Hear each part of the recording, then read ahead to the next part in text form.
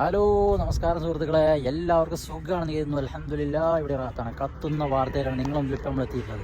ഞാൻ ഇപ്പോൾ നിൽക്കുന്നത് എവിടെ അറിയോ? നമ്മുടെ ജിദ്ദയിൽ ഹംദാനിയ എന്നാണ് സ്ഥലത്താട്ടോ. ഹംദാനിന്ന് കുറച്ച് ഉള്ളിലേക്ക് പോകണം. സലഹിയ എന്ന് തന്നെ അതിന് സ്ഥലത്തിന് പേര് പറയണത്.